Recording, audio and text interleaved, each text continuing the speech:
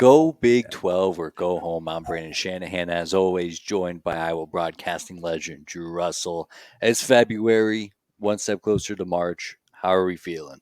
Brendan Shanahan, this is a great time of year for sports. Between Super Bowl week happening this week, which is always entertaining, college basketball is in full swing. A lot of interesting stuff. NHL had a fascinating all-star weekend this last weekend that was very entertaining. This is good entertainment year round, and we're at a good juncture right now in Big 12 basketball season. Schedule came out last week for Big 12. There's a lot to talk about today because Big 12, it's hanging in there, Brandon, and is always a great source of entertainment. We got a lot to talk about. Lots of big news going on in the Big 12 and some of the landscape of college football. We'll also dive into some like actually way too early power rankings. I've seen folks started putting together for 2024. I'm like, that's not early enough. Let's get a jump on 2025. So we'll be diving into that there. But real quick, I just want to shout out the Huskers. They picked up another top 10 win against Wisconsin at home, stormed the courts, and none of the athletes knocked over any fans in the process. So I just want to throw that out there. It can be done. It can be done safely. It's been done safely for many years. It'll continue to be done safely, but some athletes just don't know how to handle it. So I just wanted to throw that out there. Shout out the Huskers. Do they have a camera on your top player that they followed around the entire game? They do not yet. It's a real good team. Not there's no I in team when it comes to Husker basketball, Nebraska ball as they like to call it. Yeah, I'll give a big shout out to the great Fred Hoiberg, Iowa State legend. Yeah, there's that Iowa State connection. What he's done in Lincoln, I mean, that's not an easy place to win. No. I give him a lot of credit, even though I'm not going to lie to you, Brandon. It still low key hurts to see him wearing that N on his shirt. But I don't hate Nebraska that much anymore. Like I can't. And Freddie's finding success. Iowa State's finding success too. So it's a winning formula. Well, let me throw this out there. I see Cyclone Larry, and I try not to take Cyclone Larry for being the sole voice of Iowa State fans, but it seems like he's always rooting for Fred Hoiberg. Is that pretty much standard throughout Iowa State, or are they, are they rooting against him? I think it's a 80-20. They're good with Freddie. Freddie's done so much for obviously Iowa State athletics as a whole, from an outstanding 4-year career, jersey in the rafters. Really helped save Iowa State basketball, Brandon. I always feel back in the early teens where they were really wandering through some lean years. People were wondering, many people said, is it possible to even win at Iowa State anymore? Freddie came in. He really was the first coach more on a national scale to really attack the transfer portal for high major schools. And they found great success. So I think most Iowa State fans are appreciative of Freddie. Not saying there aren't some loony bins that are out there that are going to rip maybe leaving for the Bulls or going to Nebraska. But for me, and I think I'll speak for the majority of fans, I think are relatively happy with what Fred's been able to accomplish. So that said, Brandon, I'm still kind of hurt he left. I still wish he waited one more year to leave and see what he could have done with George Niang and Monte Morris and one more season with those guys, see what he could have done. Yeah, and I think he's got a couple of things going for him optically. One, leaving for the NBA is a different beast.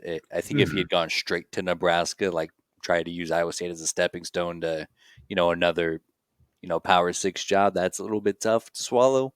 But the NBA is a different ball game. Matt Rule leaving Baylor for the Panthers. It's like, man, this stinks, but it's the NFL. It is what it is.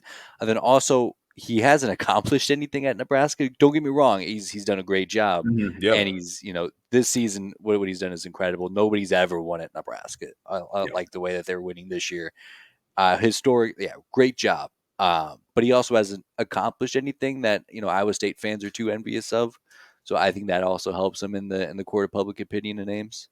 Well, and this is we won't dig into this too much stronger, but I do want to say that regarding Fred, that Look, I thought last March his job was in jeopardy in Lincoln, and if they had gotten rid And of I him, I see. wouldn't have been shocked. I mean, I could have seen it.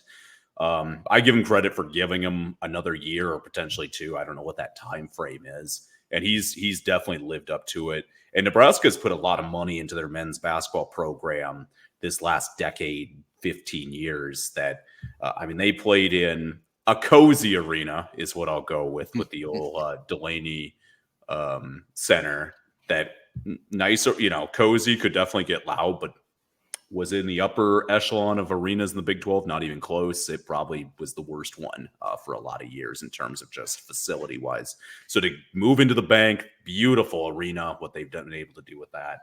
And that crowd gets loud. That fan base always wants to cheer for something, and they've got a team that they're crafty this year, Brandon. I think they're going to find a way to make the tourney. I think so. It's a scrappy team, and that's the PBA is a tough place to play. Evidently, I mean they got Purdue, they knocked off Wisconsin. I mean they can't find a way to they can't buy a road game, but it is what it is. But enough about the Huskers. But just wanted to throw that out there about court storming safety. It can be done. It is possible. But lots to talk about here. One of the things that we were talking about, like right before we got on the air, was some new movements as far as an alliance being built between the Big Ten and the Mhm. SEC. Um, I shouldn't say alliance because there's been alliances before that didn't work out too well, but an advisory committee is what they're calling it. Mhm. To me, it feels like the first step into figuring out what this new era of college football is going to look like. Probably fueled by trying to get under the thumb of the NCAA, and trying to kind of become its own entity, and it's going to be the Big Ten and the SEC driving that boat. Yep. What did you think of when you first saw that coming together? It was pretty big news on the Yeah, college I football world. mean, I've seen, and obviously online people are always a source of entertainment, but people are saying this is the end of the NCAA. This is the end of college football as we know it, etc., etc. Look, for those two conferences, it makes sense, Brandon. Both are pretty entrenched. They've got teams that, I mean, you look at the per year diem that these schools are going to make based on brand new TV contracts. They're pretty similar for both sides. And yeah, the Big Ten, I mean, it still makes no sense geographically. And I still think this should just be a football only deal. Let's just go back to regular conferences for the rest of sports and athletics, more regional based. But when they picked up those West Coast schools, they did become more of an attractive TV package deal where they go coast to coast and say, we've got Southern California, we've got the Pacific Northwest, we've got the heart of the Midwest, we've got a good chunk of the Northeast. And that added up. So for both those conferences, it makes a lot of sense. I think for the rest of college football, I still think you just wait and see. Not saying you can't do some things to try to help strengthen your brand, but right now the ball is clearly in the court of the Big Ten and the SEC of dictating future moves for college athletics. And I'm going to say they still keep on a traditional model that they want all these schools involved and they still want college football as we mostly know it to stay how it is. But there's a lot of potential options out there, Brandon, and who knows what is going to go down between those closed door sessions because there's some greedy people there. End of the day, those schools want money, and definitely there'll be interesting solutions thrown out there uh, that both those conferences are going to try to make it every single dollar possible. Yeah, I think I'd be lying if I said I wasn't a little bit nervous on the behalf of the Big 12 for not being included in this advisory committee. And I know that there's a certain point where it's like we don't, if we're going to, put some stuff together, it's probably better to have less hands in the pot, Mhm. just to try to figure it out. Because I would imagine that if you're going to put something together like this, it's going to be kind of the way to kind of secede from the NCAA and make it a football only thing, and separate that so all the other college athletics can go back to being somewhat regional. So we don't have Oregon's women's soccer traveling to play Maryland on a Yeah. Thursday night, which makes a lot of sense. But you see theories thrown out there that this is not so much a college football thing, but a Big Ten and an SEC seceding Mm, and creating their own TV package, which would be mm. very, very valuable with the brands that they Yep. have. But then you look at conferences like the Big 12 and the ACC, who no longer have that big brand power that Yeah. they once did once upon a time. And it's scary to think that those conferences are going to be left out if that is what they're doing and not just trying to Yeah. revamp college football as a whole. No, and that's a fair point, Brandon. That would it be stunning if those two conferences just said, you know what, we're going to crown, we feel we have the best brands across the board. And value wise, they do have the most expensive brands pretty much across the sport if you combine the two conferences together. There's a reason why the ACC, and specifically I'll go Florida State, is potentially willing to spend hundreds of millions of dollars to potentially get out of that conference. And even then, they don't have a potential, and they want to go Big Ten or SEC. That I think they would happily take an invitation to either one of those two conferences. Um, you're right. Like, is that an impossible solution? Oh no, I mean that could happen. I wouldn't be stunned if they said, you know what, let's go try this. And the question will be, public response will be brutal. People will be furious. Um, but if you're in that conference and you're trying to make money, it is a solution that I think is not even, I think it's one of the more solutions I would expect just based on it, because TV companies, Brandon, I think would be ecstatic to pay for a package like that where they're getting, I mean, if they're crossing over games, if you know, it'd be like the NFL pretty much, where you have, look, it's the SEC, it's the Big Ten. We'll have a representative from each conference to play for our national championship, which would be a bunch of hooey because it's not. It's just two conferences. But I could see it definitely working just based on how big the brands are.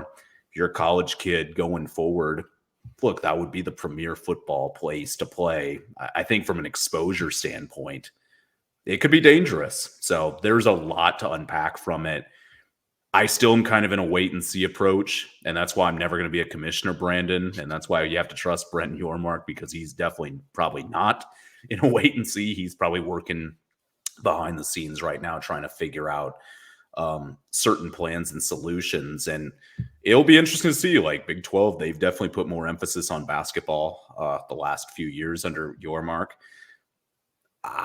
They've been dabbling in merging with the Big East for that potentially in the future. And if that happened, what a that basketball league would be absolutely incredible. It's already incredible right now, but it would even add to it that much more. So I think the dominoes are going to keep falling, Brandon. I don't think we're going to have a lot of peace in the next couple of years. I think coming up this summer, next year, and into that next off season, I think there's more explosive news on the way, and hopefully, college football stays in its current state. I think the 12-team playoff is something people seem to be legitimately excited about, but will it be a long-term deal? That's the big question. Yeah, there's just a lot. There's a lot of bad scenarios out there, and I think one of the big issues being discussed right now, especially with the allegations against Tennessee, is what's the student athlete's role as far as Mm-hmm. are they a student? Are they a professional athlete? They're getting compensated. Who should be dishing out that compensation? How involved should universities be? And to me, the worst case scenario is we see the ACC crumble because Mm-hmm. those premier brands, Clemson, Florida State, Miami, they're going to be going to the Big Ten and the SEC, and then the Big 12 will probably get the scraps, which could bode very well for them as far as the Mm-hmm. basketball brands, Duke, North Carolina, there, but they'll certainly not get their first pick of the litter. Kind of how it fell down in the Pac-12 with Washington, Oregon, USC, UCLA going to the Big 12, and then the Big 12 is able to kind of clean up the scraps. So then that would create even further divide and add even more value to the Big 12 or the Big 10 and the SEC, which would again make that a much more Mm-hmm. profitable brand, and then they succeed, create something like the NFL where the student athletes are getting paid. And then it goes from, this college football rich with tradition and rich with quirkiness that we love, Mhm. especially, as folks who love the Big 12 conference. There's a ton of that here. And then it kind of goes to, the NFL junior, where it's like a Mhm. professional league with like the logos of Ohio State Yep. and Alabama running the show. Yeah, and I mean, the state of Tennessee is putting that lawsuit in. They already have against the NCAA, and the NCAA is in. It's been serious trouble for years now, Brandon. When you lose a Supreme Court case 9-0 in this era of Yeah. politics against you, you messed up, and that's exactly what happened to the NCAA regarding the payment of student athletes. And you're right. These are professional athletes. The term student athletes, at least on the football scale, not a venture I think that they can pass. They haven't been able to pass, I think, for years now, but definitely can't pass now. And for some of these kids, Brandon, this is going to be one of their best opportunities to earn money in their life. To be brutally honest with you, I mean, if people are spending mid-high six figures and NIL contracts and deals, I mean, holy cow! I mean, that's a Yeah. major payment. And I don't know if you've ever seen, this was a very popular series many years ago, Last Chance U, where they followed kids around, East Mississippi State and then, school in Kansas, etc. I just remember people were so surprised. I wasn't as much since I've worked in that media spectrum, but they would talk to these kids. They wouldn't take their class seriously, Brandon. They'd say, well, student advisors say, what are you going to do? And they're like, well, we're going to make the NFL. It's a done deal. Like, I don't need a plan B. I'm going to make the NFL. Look, statistically, that's a very difficult thing to do. And, for a lot of these schools, they're just bringing these kids in. Classes aren't too difficult, making sure that GPA stays respective as a teams. They don't get hit with violations. And then they'll graduate with a degree, probably didn't learn a lot academically. And then if they don't get that NFL job, well, then what? And that's kind of a big problem, clearly, right now as well. So these guys, I don't view, unfortunately, it's terrible. I don't feel good saying any of this, but you don't view them as a student athlete really as much anymore, at least football wise. Maybe other sports, maybe definitely a higher chance. But from a football standpoint, these universities know what bring money in. And, these guys need to get paid clearly. And if they create some sort of a league like that, Brandon, if they get a big contract, I mean, yeah, you can throw a student athlete out the window. Yeah, scary stuff on the horizon. We'll certainly keep an eye out for it. We do have some good news Oh, to celebrate the conference as far as the schedule being released for the upcoming football season. We still get the Farmageddon for another year. oh, beautiful. Oh yeah, but we got it. The whole box incredibly tough to read and navigate, but we're here. We're excited about it. Yeah, how about 14 weeks this year, Brandon? 14 weeks in the college. They I don't know if they took out week 0, but Labor Day's early this year, so we got 2 bye weeks for everybody, which Yeah, we is got ball games in August. How about that? ball games in August and then final day of November because Thanksgiving's so late this year. Like, That's what right. a Wow. season, man. Like, this is that schedule. I saw that off the Big 12 website, Brandon, and that thing is a thing of absolute beauty. Yeah, I love it. It's it.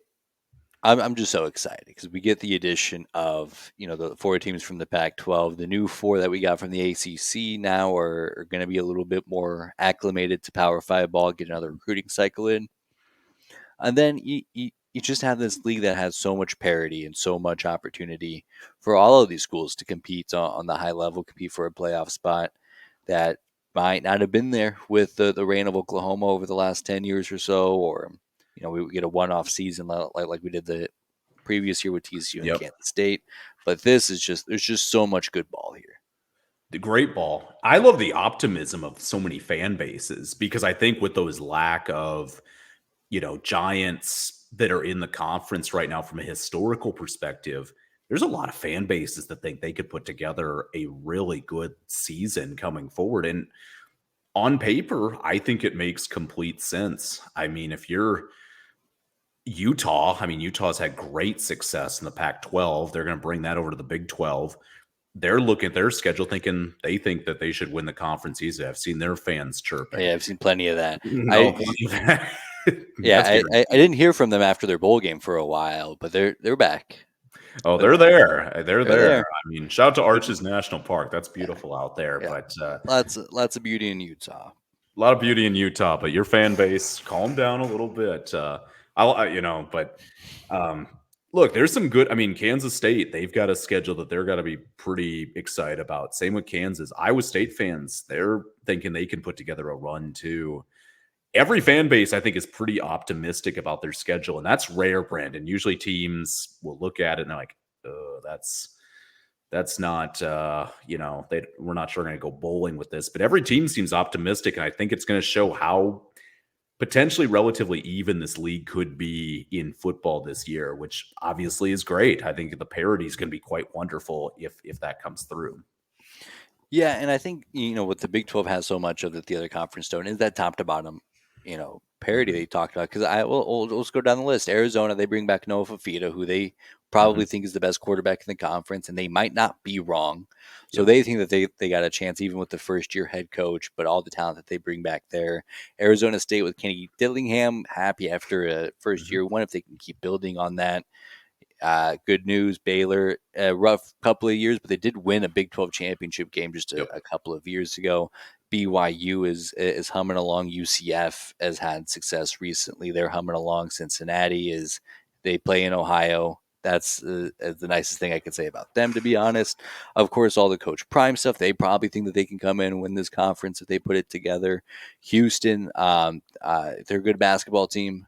And then Iowa State, of course, bringing back probably some of the most production, of a football team that vastly overachieved last year. They think they got a chance. Coach Leipold and Jalen Daniels, I'm sure they think that they got a good crack at it. Avery Johnston, the Wildcats, like you mentioned, they're going to be one of the actual favorites. Oklahoma State bringing back Alan Bowman and a talented quarterback room. TCU just played for a national championship a couple of years ago. They're still thing that they can keep up. Joey McGuire's shown promise of competing. Of course, Utah back-to-back conference championships. Granted, a conference that they won that couldn't make the playoff as a conference champion. Just want to throw that out there. And then West Virginia, there's also a lot of fun to be had in West Virginia. So that's half the league, at least, that they think that they got a fair chance at it this year. And then just going forward from there, there's such a power vacuum in the league. I can't wait for it. I think it's going to be interesting to see how just these teams react to this different schedule. I mean, all these teams, Brandon, I think will probably at least once, I can about guarantee, will go to a place they haven't been to in a long time, or if ever, as a football program. And there are just some like crazy matchups, like looking at Iowa State, like that they got to go to Utah in late November, to me is like, whoa, that's wild. Or we have a home game against Central Florida. I mean, that's like, to me, pretty just unique. Just seeing that. Colorado is going to be, I think, a very interesting team to keep an eye on, because obviously they'll have the most, I think, hype and billing out of this conference. That's the power of Deion Sanders there, Brandon, that they're going to get the most exposure. And I think they're going to be excellent for the conference in that perspective. Can they translate it to wins? They got off to a blaze of glory start last year when you got 11 million people watching you in Colorado State on a late Saturday night. I mean, that's crazy. I mean, they broke multiple viewership records for ESPN. And I don't know if that one's ever going to be topped, to be brutally honest with you. But, I mean, they'll be interesting. Kansas has all their home games played at Arrowhead, which is fascinating as they go through stadium renovations in Lawrence. I think that's going to be very interesting to see, too, just to see them get to play. I mean, to get Iowa State in Kansas City, that's going to be a great atmosphere. Colorado in Kansas City, I think, will be a wonderful atmosphere as well. It's beautiful. That schedule is just gorgeous to me. But for all 16 teams, I think there is some to a lot of optimism going into the season. And there's a couple of things that jumped out to me, and I don't know if I'm just looking through this with Big 12 rose-colored glasses, but it seems like they're doing a very aggressive job about getting their own time windows. We have BYU and Mhm. SMU playing week 2 on a Friday. We Mhm. have Kansas State and Arizona playing that's scheduled, could be on a Friday, could be on a Saturday, a handful of Mhm. games like that.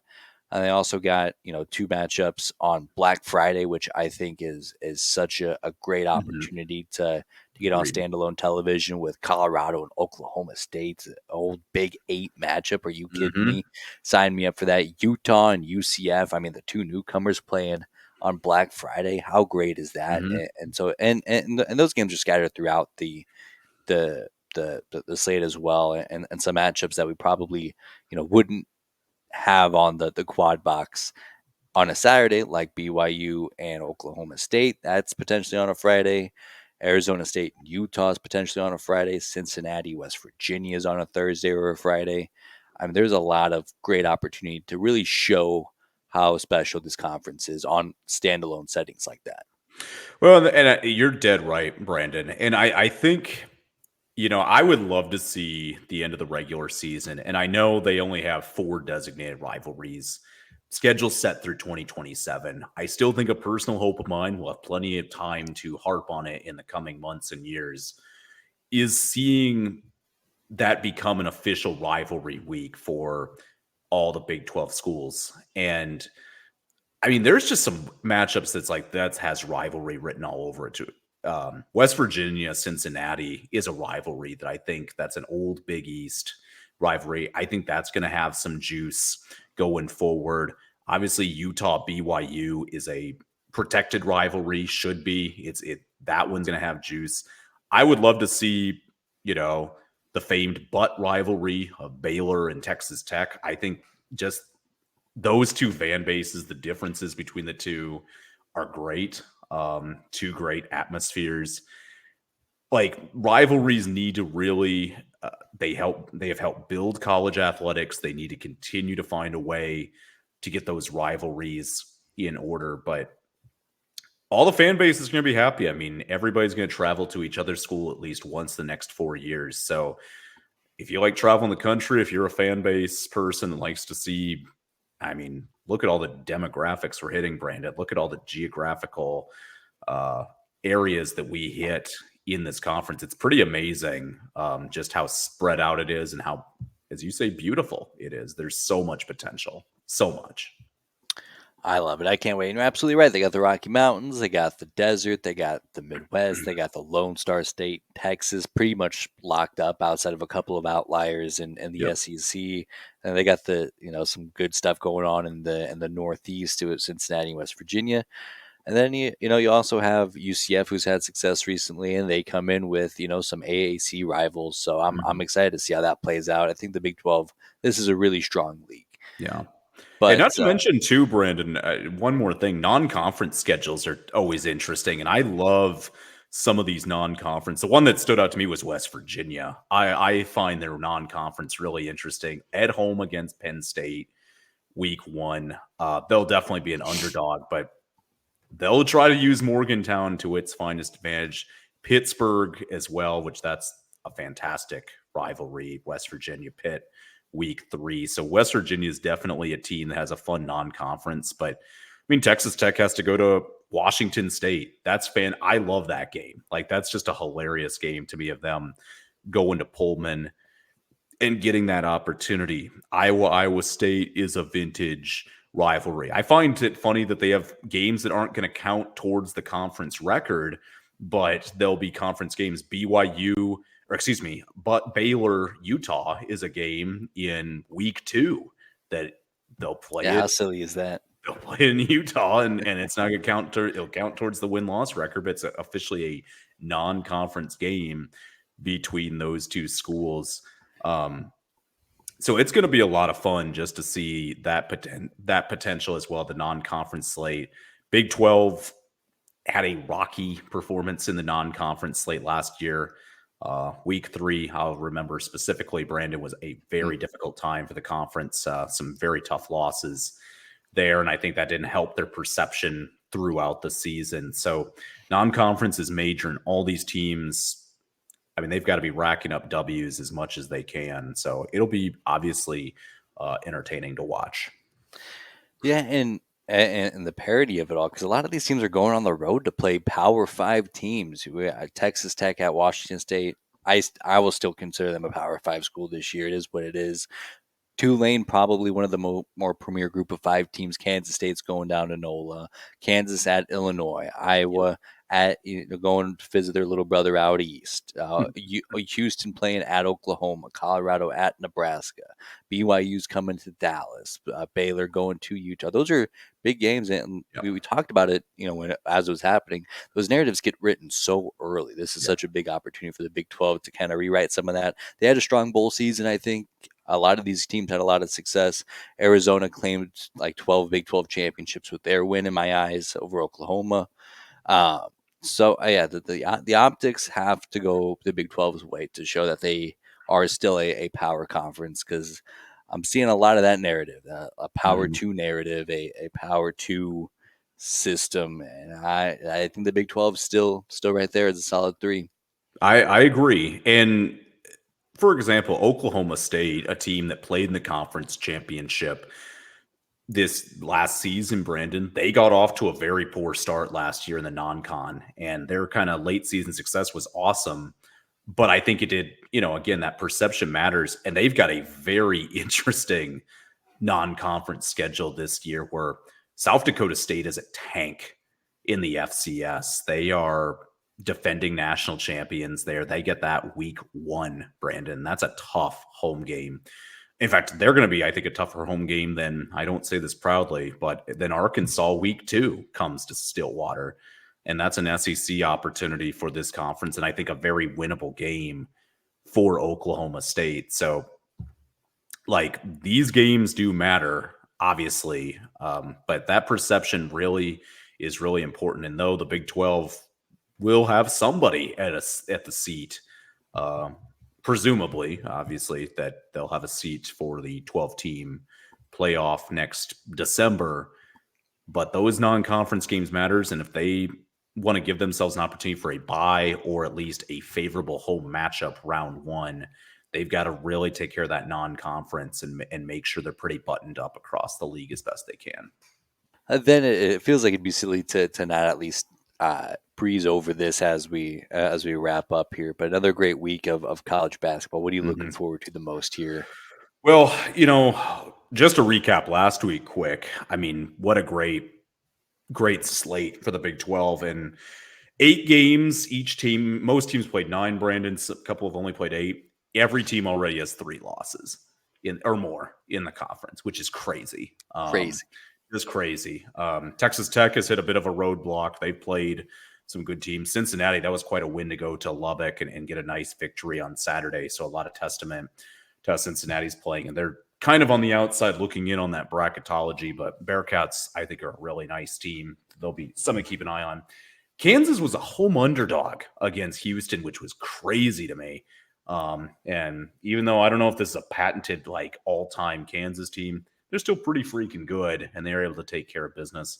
And then, Iowa State Baylor Saturday night, that was the most heavily debated game, I would say, at least on online circles afterward, where, look, I'll put it bluntly, Scott Drew, that was a terrible double ejection. Scott Drew, you can make an argument, maybe the nicest guy in college basketball. I mean, I can respect what Scott Drew does. Baylor fan base was about to have a meltdown on the officiating Saturday night. They put themselves into some bad scenarios, but you have a shot or a game clock malfunction that gave Iowa State an opportunity to win the game, a banked 3 that was just after regulation or time. Heck of a game, and a missed chance. Well, I mean, if Baylor lost, it would have been a missed chance for them too. Missed chance for Iowa State to take the top of the conference. But what a week of college hoops, and this upcoming week, you have the Sunflower Showdown already has happened when this time released between K-State, Kansas. K-State, they're trying to figure stuff out right now. Iowa State, Texas. Iowa State fans take that game personally with the Tyrese Hunter situation. So great games ahead this week, Brandon. And I know if you haven't been watching, you're missing out. And I know for a lot of people, they don't usually watch as much until Super Bowl is kind of done. So that energy is only going to get higher. Big 12, 9 teams project to the tournament. That sounds about right. Yeah, I don't want to give this team a whole lot of credit, but what we've been saying about Texas and the horns down fiasco is, you know how you stop that is you win. And True. TCU, as much as any team so far this season, really doubling down, horns down all over the place. They couldn't get the job done. And I promise we won't see that much horns down from Texas against Texas moving forward. Now TCU's got a bunch of egg on their face, and Texas, that's all you had to do was win the games. And then it's such a non-issue. Yep. It really is that simple. Like, in anything in life, you win, you just can glaze over the rest of it. But yeah, Texas, don't focus on the off the court stuff. Just focus on what you're doing on the court. You win. People are they're going to shut up. That's just how it is. So simple as that. Perfect. What a week here, Drew Russell. Anything else before we wrap up? Yeah, I'll tell you what, Super Bowl week this week, Brandon. I've got this is a tough game. I got to support my guy Brock Purdy. I got the 49ers winning hyper close, though. I think within 3. So I think it's going to be a very interesting game. I'm about as emotionally tied in as I've been to a Super Bowl since the Broncos were last in it. In a hatred for the Chiefs and knowing what a third Super Bowl would mean for Patrick Mahomes' legacy. It's tough for me. It's a tough. I mean, you're looking at all-time super team if they pull it off. Yeah. So, for maybe the Texas Tech community, they're going to be one to see him pull that off. But for the rest of America, we won't see happening in the Sin City, which.